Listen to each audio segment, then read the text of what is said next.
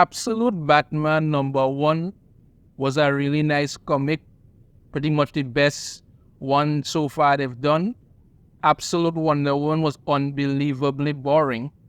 And finally up, we have the last of the Trinity, Absolute Superman, the last son of Krypton himself. How exactly will he fare? Will this be a hit comic, another boring, run-of-the-mill waste of time, or is it going to be something even better or more spectacular? Well, let's dive into this and find out, because Absolute Superman begins now. This book literally starts off on Krypton. And this isn't the Krypton anybody has known, right? This Krypton has one severely, look, we'll put it there this way, because I think the only best way to go through this.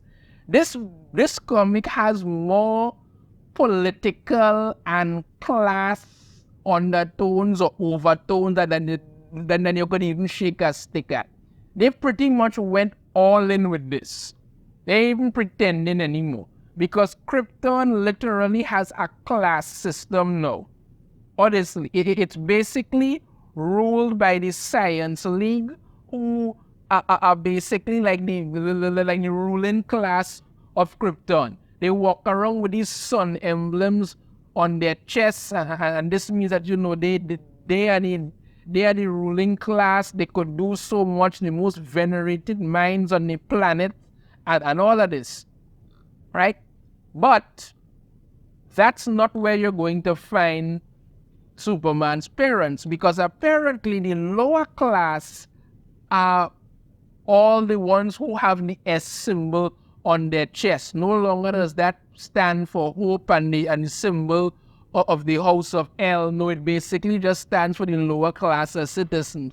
And they've basically turned Krypton into like Earth in the 40s or something, where you'd basically have like farmers and stuff and things working there, and they would sit down and talk about how, all the people who live in the city are so better off. We out here desperate for rain and all that, and all of this, because literally this exchange with this farmer talking, and he's saying about how my farm really needs that rain.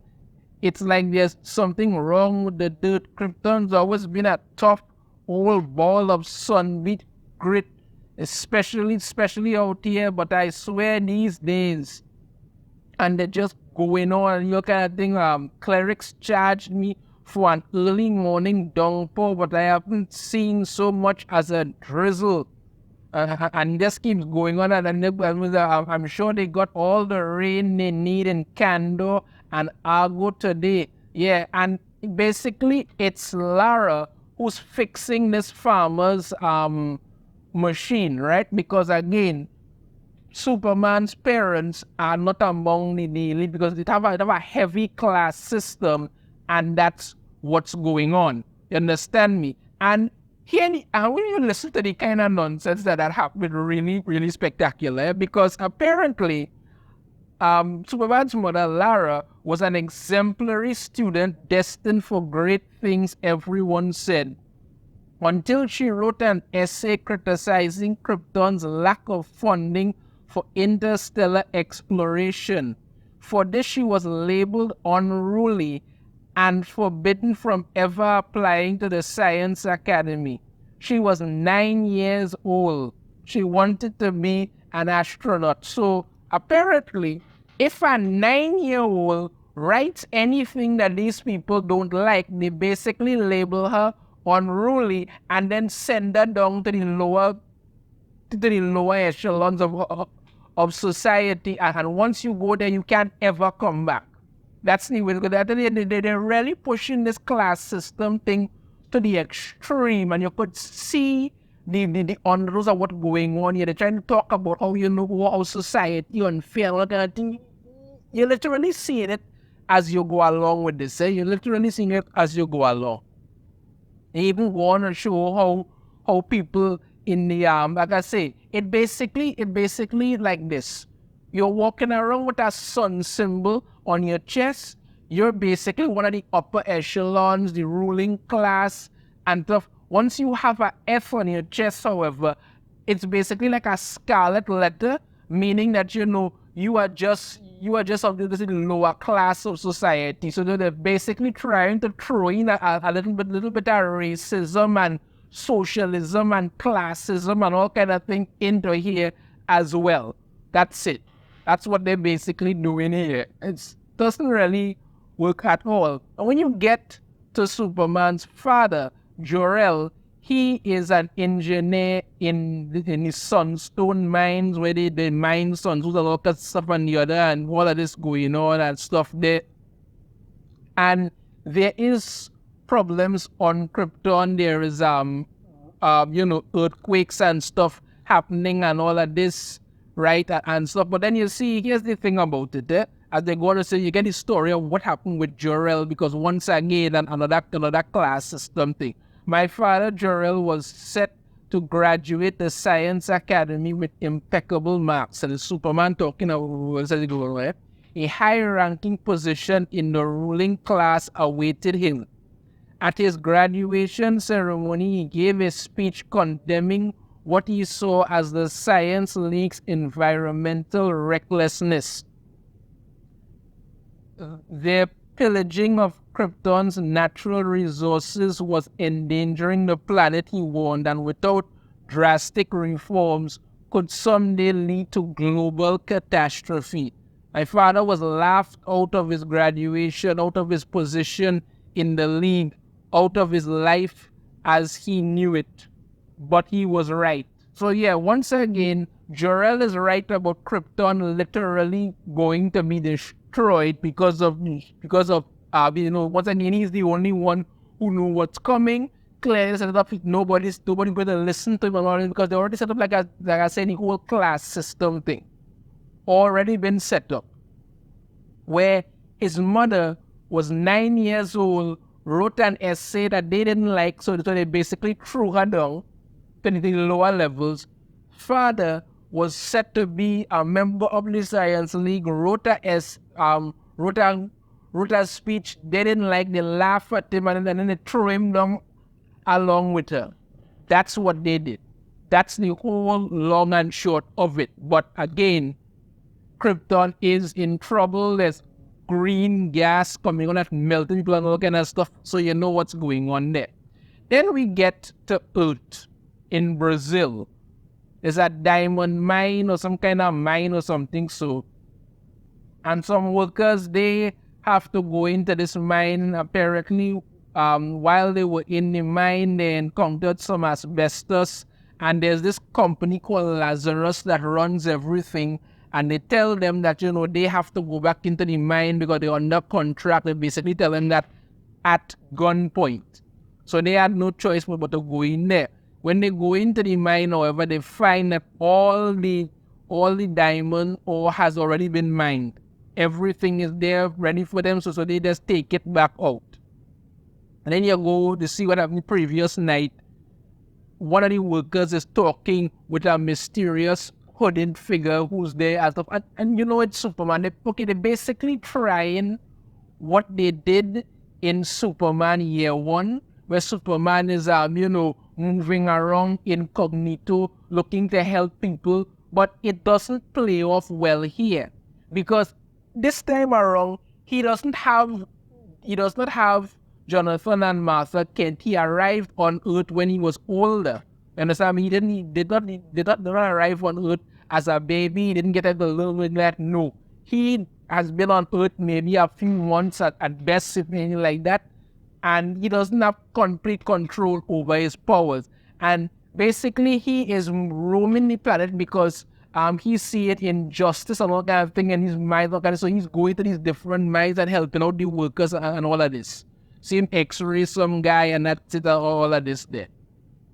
So when the workers from the mercenaries from Lazarus want to know how they mine all of that diamond and stuff and thing, they get to find out that one of the workers didn't show up, and they realize it's him. Now here's the thing about it. This part is kind of cool, but also kind of not so much for my liking. Superman does not have a fortress of solitude, but he also does have a fortress of solitude. The suit he's wearing is his fortress of solitude. You want to put that? It's a living computer called Soul that, helps him, all of this stuff like that. And while he's there, it's trying to charge him with solar energy and all that stuff and the other. But when the Peacemaker soldiers show up, it literally wakes him up, and then he goes out and starts to fight them. And once he goes out and fight, you get a full look at his suit, which again, I don't really think it. The black and thing don't work and stuff, in my opinion, and all of that, and the fact that you have like lava hands and feet does not dig in, But again, the concept of an AI suit for Superman is kind of interesting, but I would have still preferred him to have like a fortress of solitude somewhere that he could go to and be safe. But he's now he's literally carrying around his fortress of solitude on him, if you want to go that way. So it is an interesting twist. It is an interesting way to go about it, but it is what it is, right? And the AI Saul is basically telling him that these soldiers are using weapons that are not native to this galaxy, and it wants him to leave. It does not want him to keep fighting these people because it needs to keep him safe. That's its primary job. But he wants to protect the workers. He wants to help. So yeah, he's doing what Superman would do, but the way this whole thing is going about does not play off very well at all. And I know that some people are going to say, well, yeah, this is the other, but it doesn't come off as Superman at all. The whole class system on Krypton just seems kind of stupid to begin with.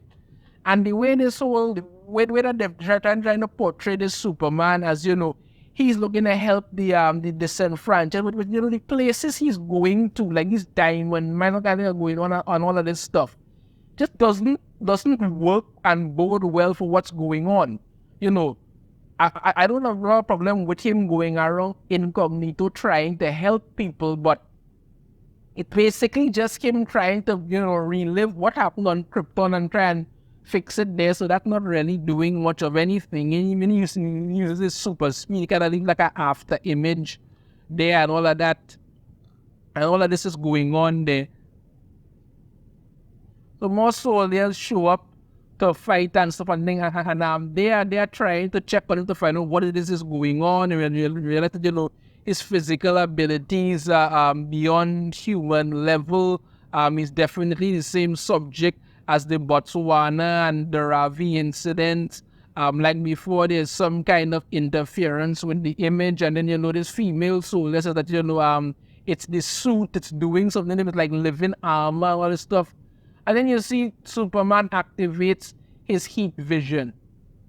But he can't control it because, again, he cannot control the majority of his powers because he's literally only been out with a little while, and he's now getting these set of abilities, and he can't stop himself. So when he starts to unleash his heat vision, starts to literally basically kill people. So he tells the suit to shut him down. Right, so it does that and stuff, and it's telling him he needs to leave. He cannot stay there. He has to go. He has to save himself and all of this and stuff. And then he's like, yeah, maybe you're right. Maybe it is time for me to go. And then all of a sudden, somebody slaps a cuff on him, and it turns out to be the same female soldier. And guess what? It's Lois Lane.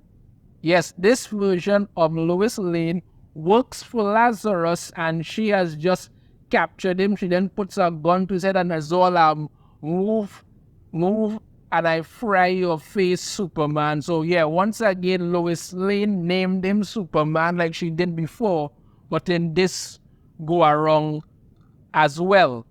We also get to see that in central Kansas, the Kent farm is pretty much gone. It's just a broken down structure in there and stuff. Then we get back to Krypton and we get to see, Jor-El and Lara, and he's basically confirming to her that yes, Krypton is pretty much doomed.